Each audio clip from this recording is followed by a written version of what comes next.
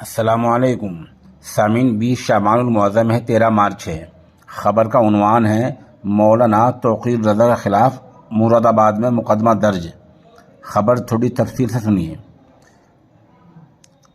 آل India اتحاد ملت کے چیف مولانا توقیر رضا خان کے خلاف مراد آباد کے ناگفنی تھانے میں پولیس نے مختلف دفعات کے تحت مقدمہ درج کر لیا ہے۔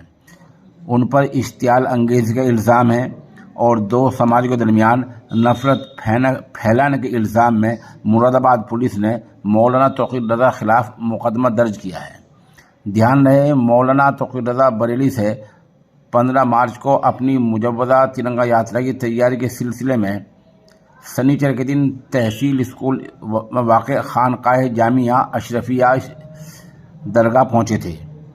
وہاں چادر پوشی کی تھی، اپنے مریدوں سے ملے تھے۔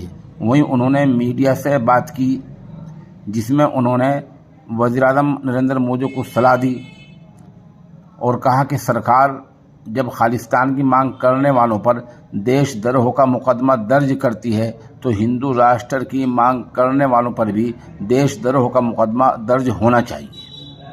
ان کا یہ بیان سوشل میڈیا پر بھی وائرل ہوا ہے، جس کو سنجیدگی سے لیتے ہوئے، جس کا خود ہی سنجیان لیتے ہوئے تھانہ ناگفنی کے ایس آئی اوم پال سنگھ نے مولانا توقیر رضا کے خلاف FIR درج کرائی ہے۔ مطلب یہ کہ کسی عام آدمی نے FIR درج نہیں کرائی، بلکہ پولیس نے خود ہی اس کا نوٹس لیا ہے اور پولیس اہلکار نے خود ہی مقدمہ درج کرا دیا ہے۔ یہ FIR IPC کی دفعہ 153A، 295A اور 505(2) کے تحت درج کی گئی ہے۔ معاملے کی جانچ تھانہ ناگفنی کے ہی SSI پردیپ کمار کو سونپی گئی ہے۔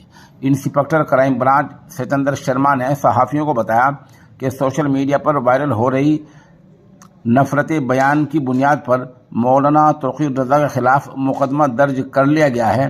معاملے کی جانچ کی جا رہی ہے۔ جانچ میں جو ثبوت سامنے آئیں گے انہی کے مطابق آگے کارروائی ہوگی۔ بہرحال ضلع مراد آباد میں مولانا توقیر رضا خلاف مقدمہ درج کر لیا گیا ہے۔ الزام یہ ہے کہ ان کے بیان سے نفرت پھیلی ہے اور